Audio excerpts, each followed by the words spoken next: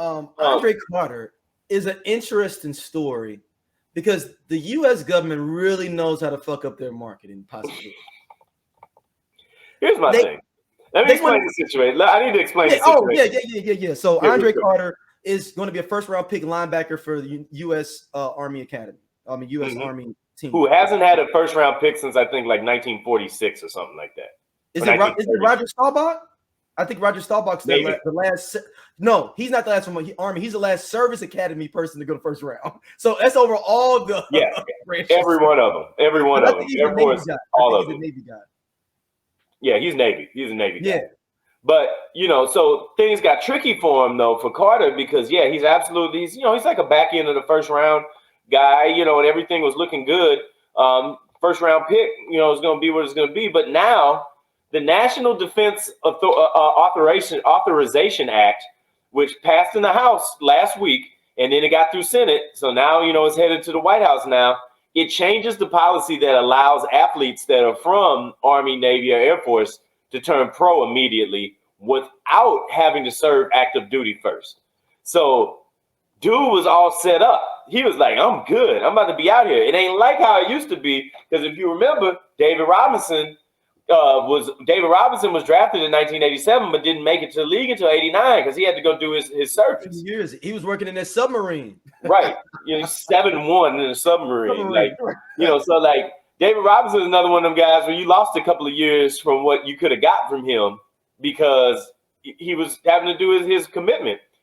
Now, people have been back and forth about this. This is one of the most discussed topics in the SOLC Sports and Culture group. If you hadn't subscribed to that yet, join that. It's going up over there as well.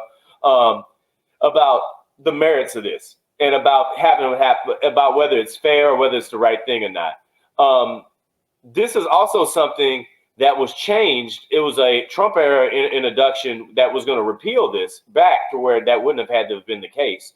But now with this new act coming in, it's going to make it that he has to stay in, and it's tough. But people go both ways. So, what are your thoughts about this? Is this him getting you getting what you signed up for by playing at the academy, or should there be it should something be worked out here for exceptional situations like that? Yeah, he's a first round pick. You figure you use that You need to use him like Captain America, going to do all. That's his serving his time is going to do like promotional stuff with kids, doing kissing babies. That can be his time in the summer, and serving his time in the summer. My thing about it is that the military is all hey, one size fits all, things like that. Like that's the way it is for it. But also, I can remember the NFL, really putting the rocket on the back of Pat Tillman after he died, like. Pat Tillman died, and then he became Captain America. Like he is everything. Statues, waving the flag, the whole thing. He's the guy. You even had a couple of other servicemen that played. What was his name? That played for the Chiefs. Oh God, he's was a offensive lineman, I believe, was in the service not too long ago. His name escapes me, but it's to me, it's strange because I'm 100% sure that there's somebody in the NFL that has the phone number to the Oval Office. Call me crazy. I feel like there's somebody who can get in contact and say, hey, man, what can we do about this? Oh, it's got to be somebody in there. Like something like, what do we need to do about this? Like, I get it. What's the line between, saying your staunch military people are going to be like, you made the commitment.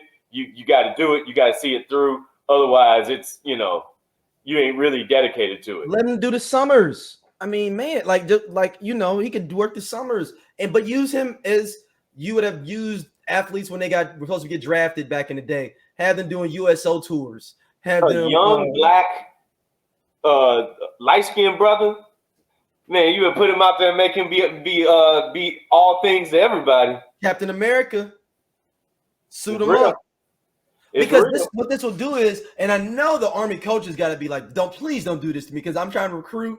Please don't, because this is going to have anybody want to come play for Army. Yeah, I mean, it ain't like it's exactly the world's most desirable location as is the Under Bowl. I think the score this year like 10-3 for the Army Navy game. Like they're running out of points to not score. Like that game's gonna be like 2-0. And it was two option offenses going against each other. Oh God, Oh, Lord, no. So I don't know, man. I want dude to get his shot personally. I mean, Yeah, let him get his shot. It is what it is. I would rather him get a shot than not. Yeah, and he can serve his time. There's things the Army could use. I'd have him in commercials. You want to be like Andre and have him going through the hole. You know what I'm saying? And then like have him come out the hole in his Army outfit. What was that? I have him come out like War Machine. Like when Iron Man 2, when he dropped down and they put that fresh coat of paint on him. Oh, I have him out there. His uniform would be different. Like, oh, you see where Carter at? He dressed up. He got the whole thing on. Like you put the rocket on his back, man. Literally, make him be the man. I don't know. Obviously, it's a bigger play. I'm interested to see what senator or what person inserted that piece into the bill that's getting signed and make that be the case. That's interesting. What was the original? So what is the original? Was that the whole bill? Every bill is packed in together. We have to have the political advisor for the network step in. I think that Tim, shout out to Tim out in DC, was explaining some piece of it in the chat. I'd have to go back and look at it. Like what now Biden is a G now. He'll hold it on his desk until the spring to after the draft. Man, Biden gonna sign everything he can as soon as he can. He ain't messing around. That's true. With it, Obama, he could do. Obama would do that. Yeah. That's Biden would have made him do it if he was still rocking with Obama like that. Well, back when they was in office together, he'd been like, man, forget that bill. We'll get it through again. Ain't worried about it. I'll go down there myself. I don't know if I go to Miami right now either. You hear Tim now? I hear y'all now, man. Okay. All right. Joe Biden reinstated Tim Sound. Congratulations. Hey, first of all, political advisor to SOLC right here. We have several different dignitaries that keep us in the know of the things that we need to know.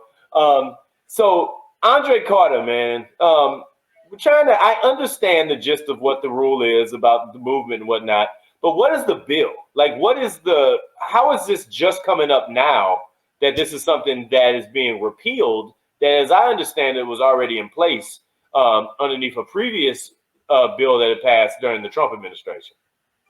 Yeah, this is one of those situations where every year with the money that goes to defense spending, there's always some financial bill that comes through, and they always try to add things on it, right? So every year they add all this extra money because we're gonna spend all this money overseas. But in the midst of, you have congressmen like Gallagher or whatever the guy's name is, that added an amendment that he was trying to justify it was taking away slots from other well-deserving people. And so he put an amendment in there that prevented people from deferring their service, right? And so this is a financial bill that they needed to rush through to make sure we're funding our armies and everything we need to do. But they put this little amendment in there with probably a bunch of other amendments in there as well. I haven't read the full amendment, but basically the deferral that they could do, they can't do anymore because of something that was attached to a spending bill. So this sounds like somebody from Navy who was tired of losing the Army and said, all right, we're going to show you, and took this brother out. I think he's a Marine, but he actually, when he referenced why he did it, he did reference Navy. So this is terrible, man. This is crazy. Why we got you here? I'm going to ask you as well, because we were just talking about this. But two things. I'm going to ask you two things to see how it impacted you. What did the World Cup championship? First of all, did you watch the championship game? Of course. Okay, I want to make sure before you go down the thing. This morning I was talking to Matt Holliday, and I was talking to Jason Isringhausen just before that on the show, and I made the mistake of thinking that they played together, but one left the year before the other one. So in my mind, they were on the same team, but they weren't. So I'm just checking to make sure that the prerequisite of the question I'm about to ask you was met already. So one came and one left. One got here in 2008, and the other one left in 2007. That was what it was. But anyway, back to the point. What do you think is the big takeaway from the impact that this World Cup had for you as a soccer fan, looking at where do we go to now as Americans with the sport? I mean, if they want to make enough money, they got to stop being racist these next couple of years, feeding their team. That is a life lesson right there in general. Racism, not good. All right, just want to put that out there in general. I mean, like if you look at the other countries, though, their most athletic players play soccer. We price them out. I mean, I have my daughter in youth soccer now. Like their coaches, they're actively trying. It's not as hard from a women's perspective to get black girls to play the sport, right? Because they're the best. But in America, the guys are terrible, or been terrible, and then they make it expensive. So, you know. What's up, man? It's your boy Matt. And if you enjoy this, click that subscribe, man, to get more content from SOLC right here, from across the whole platform here, man. Get it right over there right now. Peace.